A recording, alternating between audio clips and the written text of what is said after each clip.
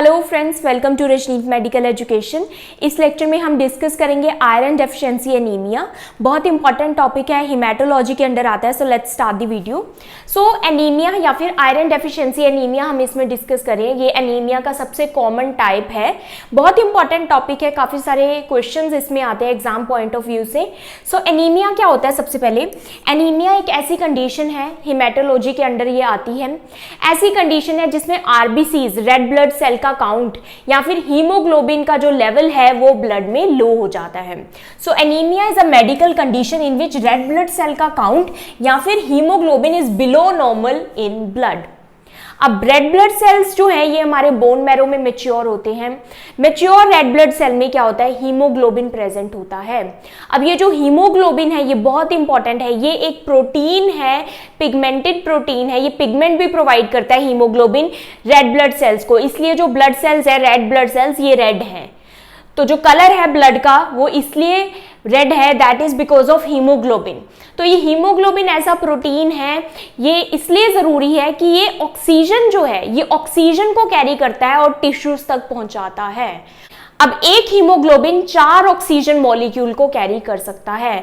तो जो हीमोग्लोबिन है इसका सबसे इंपॉर्टेंट काम क्या है? हमारे टिश्यूज तक ऑक्सीजन को पहुंचाना। अब एनीमिया क्या होता है? एनीमिया में इसी हीमोग्लोबिन का लेवल जो है कम हो जाता है।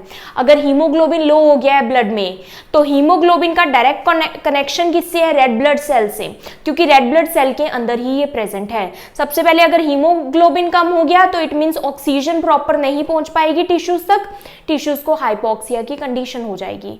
अगर हीमोग्लोबिन लो होता है तो ये आरबीसीज के अंडर प्रेजेंट है और हमारी बॉडी को पता है कि उतनी ही आरबीसीज बनानी है जितनी हमारी बॉडी को ऑक्सीजन की डिमांड है। अगर हीमोग्लोबिन का लेवल लो हो जाता है तो बॉडी डिटेक्ट कर लेती है, आरबीसीज का काउंट भी कम कर देती है कि ऑक्सीजन तो इतनी जरूरत नहीं है, तो फालतू की आरबीसीज क्यों बनानी। तो हीमोग्लोबिन और आरबीसीज का डायरेक्ट रिलेशन है। अगर हीमोग्लोबिन का काउंट या फिर लेवल ब्लड में कम होता है तो आरबीसीज के काउंट पर भी इफेक्ट पड़ता है। इसलिए एनीमिया में जो इसकी डेफिनेशन है वो क्या है? इन विच रेड ब्लड सेल का काउंट भी या फिर हीमोग्लोबिन का काउंट नॉर्मल से कम हो जाता है ब्लड में। अब नॉर्मल कितना होता है? अकॉर्डिंग टू WHO जो एडल्ट मेल है उसमें नॉर्मल हीमोग्लोबिन कितना होता है? 13 to 17 ग्राम पर DL। फीमेल जो कि नॉन प्रेग्नेंट है, तो ये बहुत इंपॉर्टेंट है। प्रेग्नेंट फीमेल और नॉन प्रेग्नेंट फीमेल में डिफरेंशिएट करना, दोनों में जो लेवल्स होंगे वो डिफरेंट होंगे। फीमेल नॉन प्रेग्नेंट में कितना होता है? 12 to 15 ग्राम पर DL नॉर्मल, और प्रेग्नेंट वीमेन में कितना होता है? 11 to 15 ग्राम पर DL। अब anaemia according to WHO World Health Organization के अकॉर्डिंग एनीमिया हम कब बोलेंगे? जब 13 से कम हो जाएगा मेल में हीमोग्लोबिन, तो हम उसको बोलेंगे एनीमिक मेल। फीमेल में नॉन प्रेग्नेंट में अगर 12 से कम हो जाता है तो एनीमिया होगा। अगर प्रेग्नेंट वुमेन में 11 से कम हो जाता है, 11 ग्राम पर DL से, तो वो एनीमिक प्रेग्नेंट वुमेन होगी। अब प्रेग्नेंट वुमेन में 11 से कम इसलिए रखा गया है क्योंकि प्रेग्नेंट वुमेन चाइल्ड बियरिंग है, उसने चाइल्ड को भी न्यूट्रिशन प्रोवाइड करना है, तो ब्लड वॉल्यूम उसका इंक्रीज हुआ है, इसलिए थोड़ी सी लिमिट कम रखी गई है क्योंकि चाइल्ड को भी ब्लड जा रहा है, तो 11 रखी गई है प्रेग्नेंट वुमेन के लिए। अब जो आरबीसीज है हम पढ़ रहे हैं, इसमें आयरन डेफिशिएंसी एनीमिया मेनली जो सबसे कॉमन टाइप है। ये जो हीमोग्लोबिन प्रोटीन है ये किससे बना है? हीम प्लस ग्लोबिन से। ग्लोबिन प्रोटीन है एंड ये हीम जो है ये क्या है? आयरन रिच है, इसमें बहुत ज्यादा आयरन प्रेजेंट होता है। आयरन की वजह से ही हीमोग्लोबिन की फॉर्मेशन होती है। आयरन बहुत जरूरी है हीमोग्लोबिन की फॉर्मेशन के लिए। तो हीम प्लस ग्लोबिन, हीमोग्लोबिन क्या है? आयरन प्लस प्रोटीन है, तो आयरन ही क्या प्रोवाइड करता है? हीमोग्लोबिन को उसका रेड कलर प्रोवाइड करता है। So RBCs have an iron rich protein that gives blood its red colour called haemoglobin. और ये हीमोग्लोबिन क्यों जरूरी है? ये हीमोग्लोबिन एक प्रोटीन है जो कि रेड ब्लड सेल में पाया जाता है, जो कि नेसेसरी है for the transport and delivery of oxygen from the lungs to the rest of the body. जैसे कि मैंने बताया ये लंग से ऑक्सीजन लेके जाता है एंड टिश्यूज तक पहुंचाता है, एंड टिश्यूज से क्या लेता है, ये कार्बन डाइऑक्साइड लेता है एंड लंग्स तक पहुंचाता है, एंड देन ये हम ब्रीद आउट कर देते हैं कार्बन डाइऑक्साइड। और ये हीमोग्लोबिन कितने ऑक्सीजन मॉलिक्यूल को कैरी कर सकता है, एक हीमोग्लोबिन 4 ऑक्सीजन मॉलिक्यूल को कैरी कर सकता है।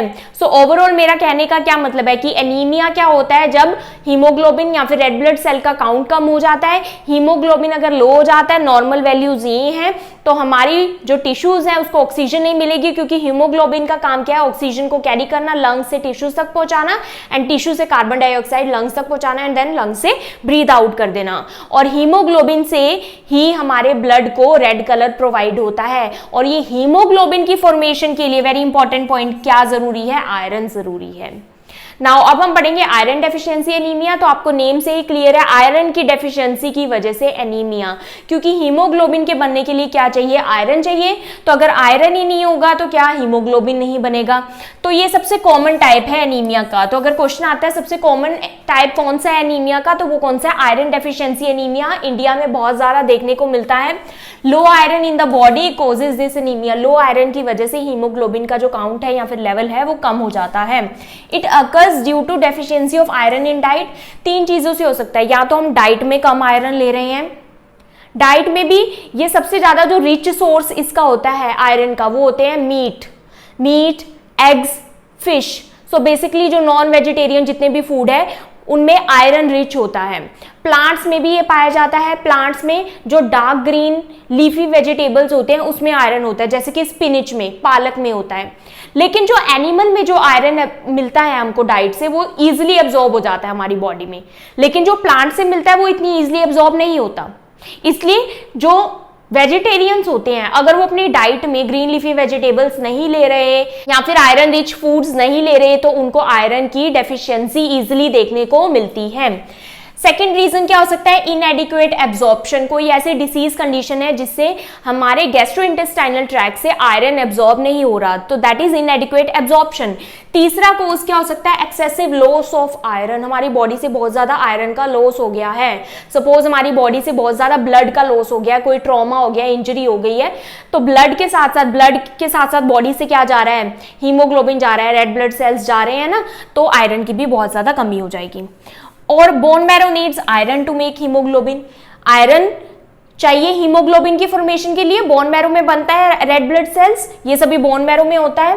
Without enough iron body can not make enough haemoglobin for red blood sales. इसलिए क्या हो जाता है, आयरन डेफिशिएंसी एनीमिया हो जाता है, क्योंकि अगर आयरन नहीं होगा हीमोग्लोबिन नहीं बनेगा, हीमोग्लोबिन कम होगा, आरबीसीज का भी जो काउंट है वो कम होगा। Next is causes of iron deficiency anaemia. So causes में मैंने आपको 3 चीजें बताई, या तो हमारी बॉडी से ज्यादा लॉस हो रहा है आयरन का, तब भी आयरन की डेफिशिएंसी हो जाएगी, डाइट में कम ले रहे हैं तब भी आयरन की डेफिशिएंसी होगी, या फिर एब्जॉर्ब ही नहीं हो रहा, आयरन तो ले रहे हैं लेकिन बॉडी से एब्जॉर्ब नहीं हो रहा। तो फर्स्ट हम देखते हैं ब्लड लॉस की, बॉडी से ज्यादा आयरन लॉस हो रहा है, वो कब होगा, जब हमारी बॉडी में ब्लीडिंग हो रही होगी कहीं भी। एक्सटर्नल ब्लीडिंग भी हो सकती है, इंटरनल ब्लीडिंग भी हो सकती है। एक्सटर्नल ब्लीडिंग में सीधा ही हमको पता है कि एक्सेसिव हेमरेज हो गया, ट्रॉमा हो गया, इंजरी हो गया, तो ब्लड का लॉस होगा। इंटरनल ब्लीडिंग जैसे कि हैवी मेंस्ट्रुएशन से फीमेल में देखने को मिलता है, एवरी मंथ उनको पीरियड्स होते हैं, मेंस्ट्रुएशन होती है, जिससे ऑलरेडी उसका हीमोग्लोबिन का इसलिए रेंज मेल से कम है, और हैवी मेंस्ट्रुएशन हो रही है तो आयरन बॉडी से लॉस हो रहा है। पेप्टिक अल्सर है जीआई ट्रैक में, हाइटल हर्निया, कोलोन पॉलिप बन गया कोई, कोलोरेक्टल कैंसर, ये सभी चीजें क्या है, ये गैस्ट्रोइंटेस्टाइनल ट्रैक में हो रही है। और अगर इनमें से कुछ भी रप्चर होता है बॉडी में, तो अगर कोई भी कंडीशन है इनमें से और वो रप्चर हो गई है, जैसे अल्सर रप्चर हो गया, पॉलिप रप्चर हो गया है, कैंसर एंड स्टेज है, रप्चर हो गया है, तो क्या होगा, ब्लीडिंग होगी तो ब्लड लॉस होगा, बॉडी से आयरन लॉस होगा। तो इन चीजों से भी हो सकता है। हेमरॉइड्स में भी ब्लीडिंग हो सकती है, आयरन का लॉस हो सकता है। और use of aspirin, very important. Aspirin क्या है, एंटी प्लेटलेट है, क्लोट्स को प्रिवेंट करता है और ब्लीडिंग रिस्क को इंक्रीज कर देता है। तो अगर कोई पर्सन रेगुलर एस्पिरिन पर है तो ब्लीडिंग रिस्क गैस्ट्रोइंटेस्टाइनल ट्रैक में हो सकता है, इंटरनल ब्लीडिंग हो सकती है। लो आयरन डाइट जैसे कि मैंने आपको बताया कि अगर कोई वेजिटेरियन है तो वो रिस्क पर है आयरन डेफिशिएंसी एनीमिया के। क्यों है, क्योंकि जो रिच सोर्स है आयरन का वो क्या है, meet, poultry, eggs, sea food, fish, ये सभी रिच फूड है, और साथ में डार्क ग्रीन लीफी वेजिटेबल। और अगर जो वेजिटेरियन है और वो आयरन रिच डाइट नहीं ले रहा, डार्क ग्रीन लीफी वेजिटेबल नहीं ले रहा, तो क्या होगा, वो रिस्क पर है आयरन डेफिशिएंसी एनीमिया के। ऑल्सो जो मीट के जो सोर्स हैं, नॉन वेजिटेरियन जो सोर्स हैं आयरन के, वो इजिली एब्जॉर्ब हो जाता है वो वाला आयरन, और जो प्लांट में पाया जाता है वो इतना इजिली एब्जॉर्ब नहीं होता। देन पुअर एब्जॉर्प्शन, आयरन भी ले रही है लेकिन बॉडी में एब्जॉर्ब नहीं हो रहा। वो किस लिए होता है, आयरन फ्रॉम इंटेस्टाइन, जैसे कि सीलियक डिसीज। सीलियक डिसीज में क्या होता है कि ग्लूटेन बॉडी में एब्जॉर्ब नहीं होता, तो सीलियक डिसीज में आयरन भी एब्जॉर्ब नहीं हो सकता। तो ऐसी कंडीशन, अगर हमारी गैस्ट्रोइंटेस्टाइनल ट्रैक्ट की कोई डिसीज कंडीशन है जिसमें न्यूट्रिएंट्स हैं, मिनरल्स हैं, वो बॉडी से एब्जॉर्ब नहीं हो पा रहे, ब्लड में एब्जॉर्ब नहीं हो पा रहे, तो उससे भी आयरन हमारी बॉडी में लो हो जाएगा, जैसे कि सीलियक डिसीज में हो सकता है। और कुछ सर्जरी होती है इंटेस्टाइन की, जिसमें मोस्ट कॉमनली एक सर्जरी आती है बैरिएट्रिक सर्जरी। तो बैरिएट्रिक सर्जरी किसके लिए की जाती है, ओबीज पेशेंट के लिए, जो जिनमें ऐसी ओबेसिटी है जो कि उनको रिस्क पर डालती है कार्डियोवास्कुलर डिसीजेस के। तो ओबीज पेशेंट में बैरिएट्रिक सर्जरी होती है। बैरिएट्रिक सर्जरी में स्टमक का कुछ पोर्शन या फिर स्मॉल इंटेस्टाइन का कुछ पोर्शन रिमूव कर दिया जाता है। तो जब पोर्शन ही नहीं रहेगा जहां से न्यूट्रिएंट्स ने एब्जॉर्ब होना है, तो आयरन की कमी हो जाएगी बॉडी में। देन प्रेगनेंसी में तो होएगा ही, क्योंकि उसका जो ब्लड वॉल्यूम है प्रेग्नेंट वुमेन का वो इंक्रीज हो गया है। तो ब्लड वॉल्यूम इंक्रीज हुआ है, अब बेबी को भी ब्लड देना है, इसलिए ब्लड वॉल्यूम इंक्रीज हो गया है। तो ब्लड वॉल्यूम तो इंक्रीज हुआ है लेकिन आयरन का वॉल्यूम तो इंक्रीज नहीं हुआ, तो आयरन तो उतना ही ले रही है वो जितना लेती थी। तो अगर आयरन इनटेक नहीं लिया, आयरन सप्लीमेंट्स नहीं लिए, तो प्रेग्नेंट वुमेन में आयरन का लेवल लो हो जाएगा। हुकवॉर्म इन्फेस्टेशन, हुकवॉर्म होता है, ठीक है। हुकवॉर्म अगर प्रेजेंट है, ये भी वॉर्म्स होते हैं हुकवॉर्म, अगर ये जीआई ट्रैक में प्रेजेंट है तो ये ब्लड सक करते हैं। और ये कितना ब्लड सक करते हैं, एक दिन में 0.05 ml पर डे ये ब्लड सक कर लेते हैं। तो अगर क्रॉनिक हुकवॉर्म इन्फेस्टेशन है तो ये ब्लड को सक करते रहेंगे, आयरन डेफिशिएंसी एनीमिया होता रहेगा। रिस्क फैक्टर्स क्या है इसके, विमेन तो है ही है, उसको मेंस्ट्रुएशन भी होती है विमेन को, तो ब्लड लॉस होता है। अगर हैवी मेंस्ट्रुएशन हो रही है तो आयरन का लॉस होगा प्रेग्नेंट विमेन को।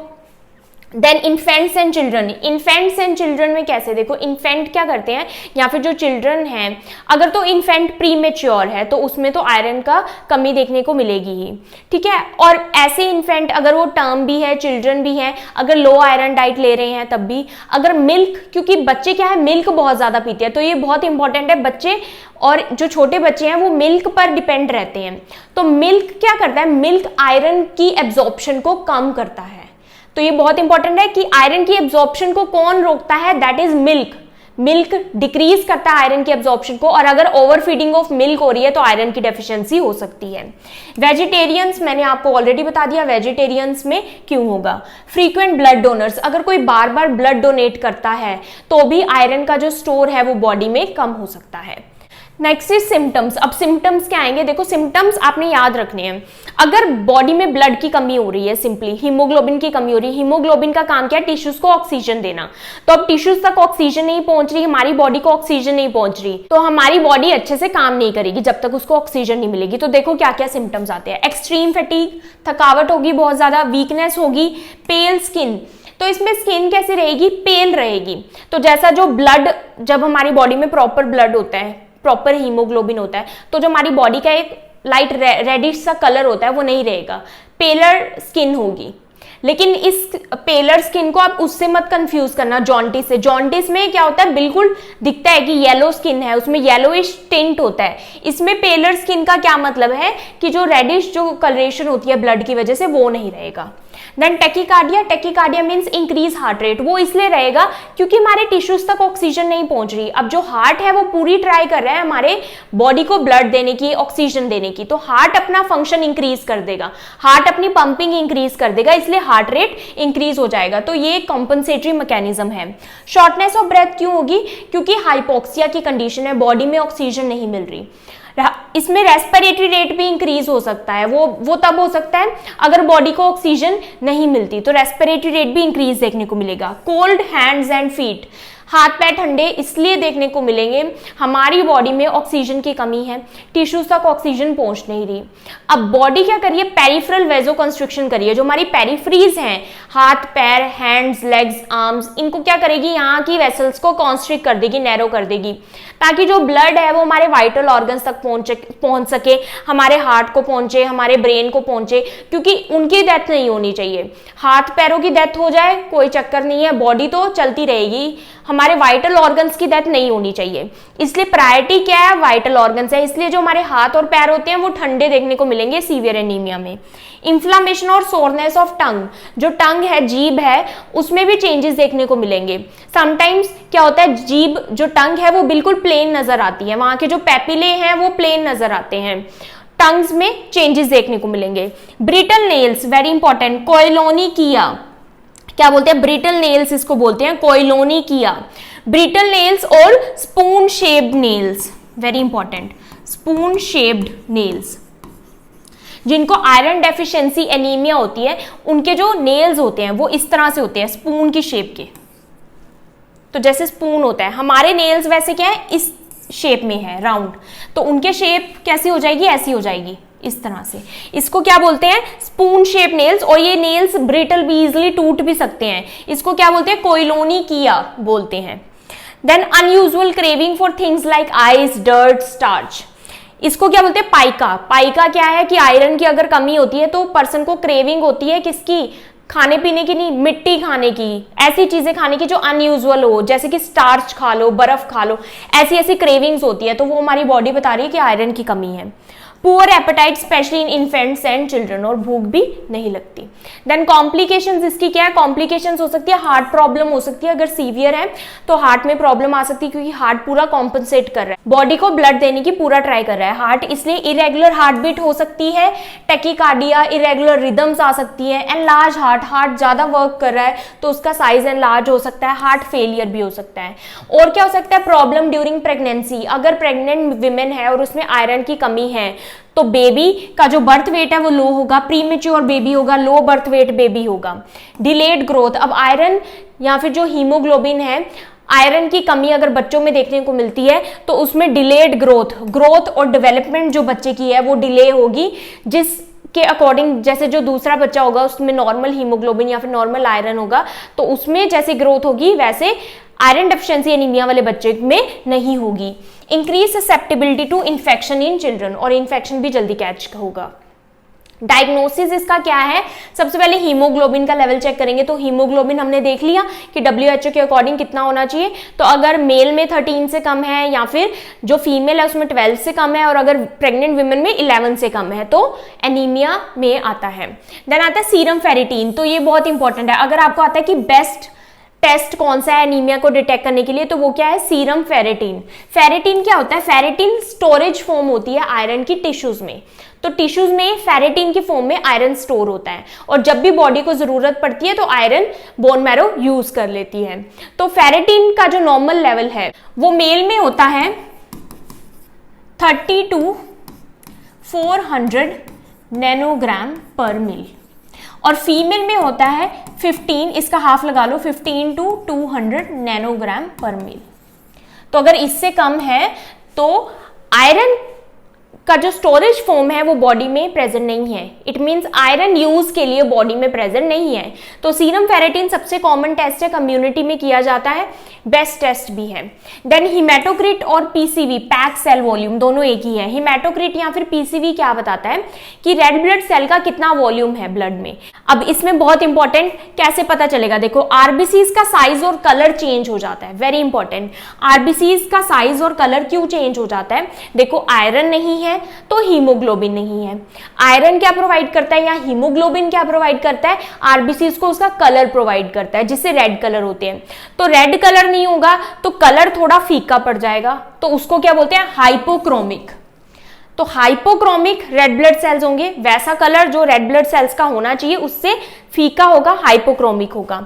साइज, अब आरबीसीज में इतना हीमोग्लोबिन नहीं है तो क्या उसका साइज वही रहेगा जो होना चाहिए। तो नॉर्मल इसका जो साइज होता है आरबीसीज का वो होता है 7 to 8 माइक्रोमीटर और माइक्रोसिटिक एनीमिया इसमें हो जाएगा। तो आयरन डेफिशिएंसी एनीमिया में 7 से कम इसका साइज हो जाएगा आरबीसीज का, उसको क्या बोलते हैं, microcytic. Micro means small, cytic means cells. तो आरबीसीज का जो साइज है वो स्मॉल हो जाएगा, कलर जो है हाइपोक्रोमिक हो जाएगा। तो ये बहुत इंपॉर्टेंट है, आरबीसीज का size and colour iron deficiency anaemia में कैसा देखने को मिलता है, साइज छोटा देखने को मिलता है। तो ये है normal red blood sales and ये है माइक्रोसिटिक, स्मॉलर, एंड कलर भी इससे देख सकते हो लाइट है। तो hypochromic and microcytic. Next serum iron का लेवल देखेंगे, आयरन कितना है। एंडोस्कोपी एंड अल्ट्रासाउंड क्यों करेंगे, देखो गैस्ट्रो इंटेस्टाइनल ट्रैक में अगर कोई ब्लीडिंग हो रही है इंटरनल तो उसको डिटेक्ट करने के लिए। नाउ प्रिवेंशन इसका क्या है, सबसे अच्छा प्रिवेंशन क्या है, आयरन रिच फूड्स खाओ। तो आयरन लो अपनी डाइट में, अगर वेजिटेरियन हो तो ग्रीन लीफी वेजिटेबल्स लो, ड्राई फ्रूट्स लो, आयरन मिलता है उससे। अगर नॉन वेजिटेरियन हो तो उसमें तो आयरन होता ही है। तो कंज्यूम विटामिन सी, एक और इंपॉर्टेंट पॉइंट क्या है, विटामिन सी आयरन की एब्जॉर्प्शन को इंक्रीज करता है। और कौन आयरन की एब्जॉर्प्शन को कम करता है, वो कौन है, मिल्क। तो विटामिन सी जरूरी है आयरन की एब्जॉर्प्शन के लिए, इसलिए आयरन को जब भी लेना है आयरन टैबलेट तो आप ऑरेंज जूस के साथ ले सकते हैं, लेमन वाटर के साथ ले सकते हैं। फीड ब्रेस्ट मिल्क और iron fortified formula for first year, जो इन्फेंट होता है तो समटाइम्स मदर क्या करती है, काउ मिल्क दे देती है। अब काउ मिल्क में आयरन इतना नहीं है तो ब्रेस्ट मिल्क में आयरन होता है, या फिर आयरन फोर्टिफाइड फॉर्मूला, जो फॉर्मूला मिल्क आता है उसमें आयरन फोर्टिफाइड किया जाता है, मीन्स उसमें आयरन ऐड किया जाता है एक्स्ट्रा। तो आयरन बहुत जरूरी है बच्चों के लिए। अब ट्रीटमेंट इसका क्या है, आयरन टैबलेट को एम्प्टी स्टमक वैसे प्रेफर किया जाता है लेना, तो इसमें सप्लीमेंटल आयरन दिए जाते हैं बेसिकली, और एम्प्टी स्टमक प्रेफर किया जाता है। लेकिन कई पर्सन को क्या है, एम्प्टी स्टमक सूट नहीं करता, उनको नोजिया ऐसे ऐसे साइन एंड सिम्टम्स आने लग जाते हैं, तो वो टॉलरेट नहीं कर सकते आयरन को एम्प्टी स्टमक। तो उसमें क्या है, वो थोड़ा बहुत कुछ खा सकते हैं एंड देन आयरन को ले सकते हैं। लेकिन सबसे अच्छी एब्जॉर्प्शन कब होती है, एम्प्टी स्टमक होती है। अब आयरन को एक तो एंटासिड्स के साथ नहीं लेना, एंटासिड जो कि एसिड को कम करते हैं उसके साथ नहीं लेना, तो वो भी इसकी एब्जॉर्प्शन को डिक्रीज करेंगे। और मिल्क के साथ नहीं लेना, वेरी इंपॉर्टेंट, मिल्क और एंटासिड। तो अगर आपको क्वेश्चन आता है कि कौन डिक्रीज करता है आयरन की एब्जॉर्प्शन, तो वो है मिल्क, और कौन इंक्रीज करता है, वो कौन है, vitamin C. Iron tablet can cause staining of teeth. अब देखो आयरन क्या है, एक तो कलर प्रोवाइड करता है ना, इसलिए रेड कलर है हमारे ब्लड का। तो अगर आयरन हम बाहर से देते हैं तो वो कलर छोड़ सकता है। अब मान लो ओरल आयरन ले रहे हो तो दांतों पर कलर लग सकता है, तो ये क्या कर सकता है, स्टेनिंग ऑफ टीथ, टीथ की स्टेनिंग कर सकता है। और इसके साइड इफेक्ट क्या है, कॉन्स्टिपेशन, वेरी इंपॉर्टेंट, कॉन्स्टिपेशन और ब्लैक कलर के स्टूल्स आ सकते हैं। तो ये कॉमन साइड इफेक्ट्स हैं आयरन सप्लीमेंट्स के। तो आप ये पेशेंट को एजुकेट कर सकते हैं कि अगर वो लिक्विड आयरन प्रिपरेशन ले रहा है तो क्या करे कि स्ट्रो के साथ पिए, ताकि जो आयरन प्रिपरेशन है वो दांतों पर नहीं लगे और दांत स्टेन नहीं हो, उस पर कलर ना लगे, तो स्ट्रो के साथ पिए। कॉन्स्टिपेशन और ब्लैक कलर स्टूल, अगर उसको ब्लैक कलर के स्टूल आ रहे हैं सो दैट इज नॉर्मल, वो आयरन क्या है, एक पिगमेंट है, इसलिए ब्लैक कलर का स्टूल आ रहा है। लेकिन अगर स्टूल्स में ब्लड आ रहे हैं तो वो इंफॉर्म करना है पेशेंट को। देन आईवी आयरन, आईवी भी दे सकते हैं आयरन, अभी हम 1 मिनट में इसके डिटेल में डिस्कस करेंगे कि कौन कौन सी फॉर्म अवेलेबल है। ब्लड ट्रांसफ्यूजन, अगर 6 ग्राम % से कम हो जाता है हीमोग्लोबिन तो ब्लड ट्रांसफ्यूजन देना है। हैवी मेंस्ट्रुएशन अगर हो रही है किसी फीमेल को तो ओरल कॉन्ट्रासेप्टिव उसका सोल्यूशन है। पेप्टिक अल्सर, अब पेप्टिक अल्सर में समटाइम्स क्या होता है, वैसे तो पेप्टिक अल्सर में एंटासिड्स वगैरह देते हैं, लेकिन अगर पेप्टिक अल्सर बैक्टीरिया के कारण हुआ है, जैसे ये मोस्ट कॉमनली हेलिकोबैक्टर बैक्टीरिया के कारण देखने को मिलता है, तो एंटीबायोटिक्स देंगे। सर्जरी करेंगे अगर कोई पॉलिप है, ट्यूमर है, फिब्रॉइड है, उसको रिमूव करने के लिए। अब इंपॉर्टेंट क्या है, आयरन सप्लीमेंट्स। आयरन सप्लीमेंट्स कौन से होते हैं, ओरल होते हैं और आईवी या फिर आईएम दिए जाते हैं। अब ओरल पढ़ लेते हैं पहले। ओरल में सबसे कॉमन कौन सा है, फेरस सल्फेट। तो सबसे कॉमन जो फॉर्म है आयरन की फेरस सल्फेट, और इसी फॉर्म में सबसे ज्यादा एब्जॉर्ब भी होता है। तो सबसे ज्यादा absorb, most absorbable form iron की वो कौन सी है, फेरस सल्फेट। उसके अलावा फेरस फ्यूमरेट भी दिया जाता है, अगर कोई पर्सन फेरस सल्फेट को टॉलरेट नहीं कर सकता, then ferrous gluconate and ferrous succinate. अब पेरेंट्रल आयरन प्रिपरेशन, ये थी ओरल आयरन प्रिपरेशन। ओरल में क्या है, हम पेशेंट को एजुकेट करते हैं कि स्टेनिंग हो सकती है टीथ की, जैसे कि लिक्विड अगर आयरन है तो मैंने बताया कि पेशेंट को हम स्ट्रो दे सकते हैं, उससे वो पी सकता है। पेरेंट्रल आयरन प्रिपरेशन में सबसे फर्स्ट आता है आयरन डेक्सट्रेन। आयरन डेक्सट्रेन कितना होता है, 50 mg एलिमेंट्री आयरन पर मील इसमें होता है। आयरन सॉर्बिटोल, इसमें भी सेम होता है, 50 mg एलिमेंट्री आयरन पर मील। आयरन सुक्रोज, तो ये कैसे दिया जाता है, रूट इसका क्या है, या तो आईएम देते हैं, और आईएम किस टेक्निक से देते हैं, ये बहुत इंपॉर्टेंट है, जेड ट्रैक मेथड से देते हैं। अभी हम डिस्कस करते हैं जेड ट्रैक मेथड क्या होता है, और ये आईवी भी दे सकते हैं। Next is estimation of iron requirement in MG. हमें कैसे पता चलेगा कि कितना आयरन देना है किसी पर्सन को, तो ये हम कैसे कैलकुलेट करते हैं, 4.4 को मल्टीप्लाई करना है बॉडी वेट से, जितना बॉडी वेट है, एंड देन मल्टीप्लाई करना है HB से, कितना उसका हीमोग्लोबिन लेवल है ग्राम पर DL में, तो हमको आयरन रिक्वायरमेंट पता लग जाएगी। अगर HB का लेवल 6 ग्राम से कम है तो ब्लड ट्रांसफ्यूजन रिक्वायर्ड है। अब Z-ट्रैक मेथड फॉर IM इंजेक्शन, तो Z-ट्रैक मेथड हम IM इंजेक्शन के लिए यूज करते हैं और कॉमनली इसमें हम ग्लूटियल मसल में IM इंजेक्शन देते हैं। तो IM इंजेक्शन और इसमें Z-ट्रैक जो टेक्निक है ये बेसिकली हम यूज़ करते हैं जो कि हैवी इंजेक्शंस होते हैं, जैसे कि जो डार्क कलर के इंजेक्शन होते हैं, आयरन का इंजेक्शन हो गया, जैसे कि उससे स्टेनिंग हो सकती है टिश्यूज़ में, स्किन में। तो इसमें बेसिकली इसका फंडा क्या है, सिंपल सा इसकी टेक्निक है कि इंजेक्शन देने से पहले हमने स्किन को स्ट्रेच करना है। स्किन को एक साइड स्ट्रेच करना है, लेटरली साइड में, और डाउनवर्ड थोड़ी नीचे की तरफ स्ट्रेच करना है। अब यहाँ पर फर्स्ट डायग्राम में दिखाया गया है कि ये स्किन को स्ट्रेच कर रहा है इंजेक्शन एडमिनिस्टर करने से पहले। अब इसे स्किन को जब स्ट्रेच कर लिया तो नीडल एडमिनिस्टर होगी, राइट। अब ये नीडल यहाँ पर एडमिनिस्टर हुई तो यहाँ पर स्किन में भी टीयर आया और मसल में भी आया, क्योंकि नीडल जा रही है जहां जहां वहां टीयर आएगा। तो यहाँ पर मसल में इंजेक्शन चला गया। अब इंजेक्शन विड्रॉ कर लिया गया, नीडल विड्रॉ कर ली गई, उसके बाद स्किन को छोड़ दिया गया। अब जब स्किन को छोड़ दिया गया तो जहां पर स्किन में टीयर आया था वो स्किन, जो नीडल वाली स्किन है, वो चली गई आगे, आगे मूव हो गई। जैसे ही स्किन को छोड़ा, देखो स्किन को ऐसे स्ट्रेच किया, देन नीडल डाली, इंजेक्शन डाला, एंड देन स्किन को छोड़ दिया, तो जो नीडल वाली स्किन थी वो आगे मूव हो गई। Got it? सिंपल है। अब इसके मूव होने का सिग्निफिकेंस, यहां पर ये क्या बना, सबसे पहले एक Z टाइप बना, ठीक है, तो ये एक तरह का Z बन गया, उल्टा Z कह लो, इसलिए इसको Z-ट्रैक मेथड कहते हैं। तो इससे क्या हुआ कि यहां पर मसल में इंजेक्शन दिया गया। अब जहां पर इंजेक्शन दिया गया था उसके ऊपर तो आ गई नॉर्मल स्किन, मतलब उस स्किन में कोई भी टीयर नहीं है। जिस स्किन में टीयर हुआ, जहां पर नीडल इंसर्ट हुई, वो तो चली गई आगे, और जहां पर मसल के ऊपर जो इंजेक्शन था, जहां पर इंजेक्शन दिया गया, वहां पर नॉर्मल स्किन ने कवर कर लिया। तो इसका फायदा क्या हुआ कि यहाँ पर मसल में इंजेक्शन कौन सा, आयरन का इंजेक्शन है। अब आयरन क्या करता है, एक तो स्टेनिंग भी करता है, कलर छोड़ता है, तो ये स्किन पर कलर छोड़ सकता था। अगर ये हम स्ट्रेच ना करते और ये यहीं पर रहता, ये यहीं पर रहता, तो जैसे ही हम नीडल को निकालते तो यहां से आयरन क्या है, स्किन में वापस चला जा सकता था, बैक फ्लो हो सकता था। लेकिन अब क्या हो गया कि ये वाली जो स्किन है जहां पर नीडल इंसर्ट हुई थी वो तो आगे हो गई और नॉर्मल स्किन ने उसको एक तरह से कवर कर लिया। तो इससे क्या हुआ कि ये जो इंजेक्शन था ये बैक फ्लो नहीं हुआ, मसल में ही रहा। मसल में ही रहने से क्या हुआ, एक तो ये जो मेथड है ये लेस पेनफुल होता है, ठीक है। दूसरा इसका फायदा क्या हुआ, मसल में ही रहने से टिश्यूज में कलर नहीं आएगा, तो टिश्यूज में स्टेनिंग नहीं होगी। तीसरा, टिश्यूज में इरिटेशन नहीं होगी, इरिटेशन भी कम होगी। तो आई होप आपको Z-ट्रैक मेथड समझ आया हो। तो सिंपल सा इसका फंडा क्या है कि स्ट्रेच करना है स्किन को, नीडल इंसर्ट करनी है, जब नीडल निकाल ली तो स्किन को छोड़ देना है। तो उससे क्या होगा कि जहां पर नीडल ने रप्चर किया स्किन को, वो स्किन तो आगे चली गई और नॉर्मल स्किन ने मसल को कवर कर लिया, जिससे मसल में जो इंजेक्शन है वो वापस स्किन में बैक फ्लो नहीं होता।